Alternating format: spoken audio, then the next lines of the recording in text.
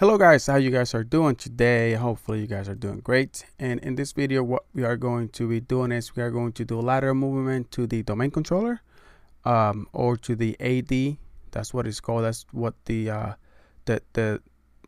name of that machine is, or the IP is also 192.168.1.50, because we got the credentials for the user avatar or the hash, and we are going to be doing some trick with that. So as you remember, on the previous video, we were able to use IPsec, and we got the LM, and then we got the NTLM.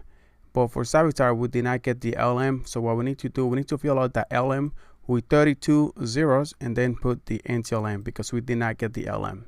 So let's go ahead and do that. Let's go ahead and go to Metasploit, and we are going to use the exploit. And it's going to be the Windows SMB, and then PSExec. Awesome. So from here, we need to set the SMB domain to pentesting.local. We need to set the SMB user to Savitar. Then we need to set the R host to 192.168.1.50. This one is the domain controller. If you guys remember when we did the nmap scans and all that, we figured out that this one was the domain controller because of what ports were open, right? Okay, and then after that, we want to set the local port on my machine to 4489. Awesome. So we have all of that. Let's go ahead and go to options, see if we missed something. So 7171, is that the hash? Verify. Yep, it is. Awesome. So listening, my local is good. And if you wonder what payload I'm using the Windows x64 Meterpreter, meaning that we're going to get our Meterpreter session back, and it's a reverse TCP. All right, and it is an x64 because that's what I had from when we did those nmap scans. We were able to figure out that it was an x64, a 64-bit version of Windows. I think it was 2016. All right, so after we do that, we can just go ahead and run and see what we get. Awesome. So now from here, what you can do is get UID. Awesome. Then you want to drop to shell, do a host name, see if we are in the correct one.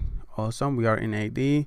And if you do a who am I, you're going to see that we are the NT authority system. So that's awesome. Let's go ahead and exit out of the shell to go back to the interpreter session. Okay, so what can we do from here? Well, what we could do is from here, since we are in the AD, we can just go ahead and load Kiwi, and from Kiwi we can do help. And you can do a creds all, and this one is going to be dumping all the stuff that we have in here. So a good one that we found over here is the NTLM for the domain controller, and also the NTLM for the administrator. And this guy is the administrator, and he is the enterprise admin. He's the one that has the highest I guess the highest permission in the domain. So let's go ahead and copy that. Let's go ahead and go to hash. Let's go ahead and quit. Let's go ahead and do a nano hash so we can add all of this. Go all the way to the bottom. So we found some good stuff from over here. Let's go ahead and put that this one is from 192.168.1.50. You can also use cherry tree if you want to. There we go. So we got this bad boy, and we have a lot of good credentials in here. Awesome. So let's go ahead and exit and save it, and then we can just go ahead and cat the hash. Awesome. So then after that, what else can we do? Well, we have access basically to the entire domain. We have access to the domain controller over here. So what we could do, we can keep dumping and see if we find some other stuff. Let's see. We can see if the user, the administrator, we can see if that this guy over here is part of the enterprise admins. So we can go ahead and do background this, and we are going to, let's go ahead and search for I think it's enum domain groups, and search enum domain group user. There we go. This one is the one that I want to use, or we can just use 0. We can just go by the number. Let's go to see the options. We want to set the group to enterprise admins, and the enterprise admins, they have more access than the domain admins. The enterprise admins are able, if you have multiple forests, is going to be able to go from one forest into another. So this is really good if you have like a multiple forest, or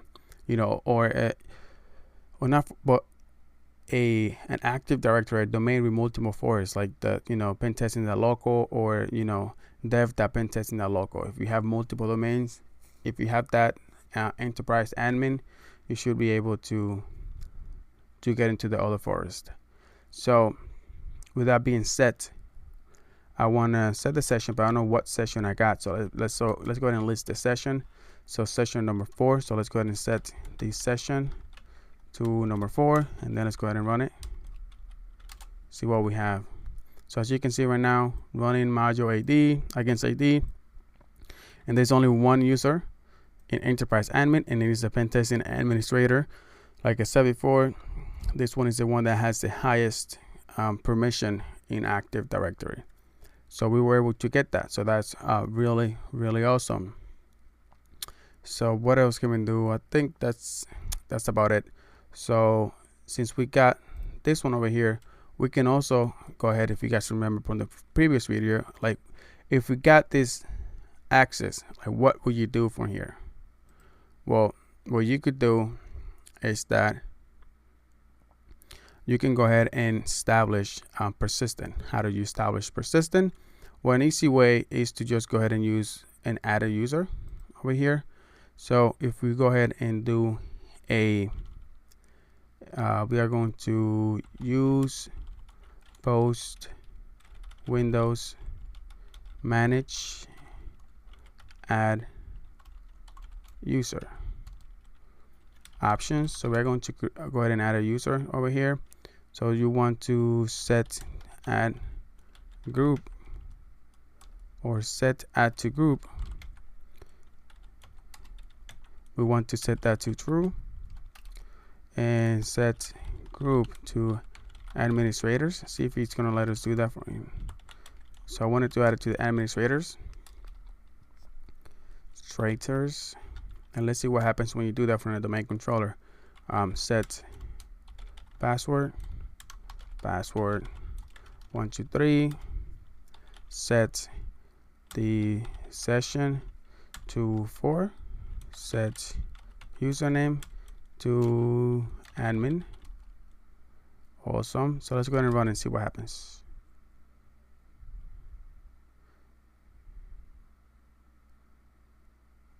The interpreter session died.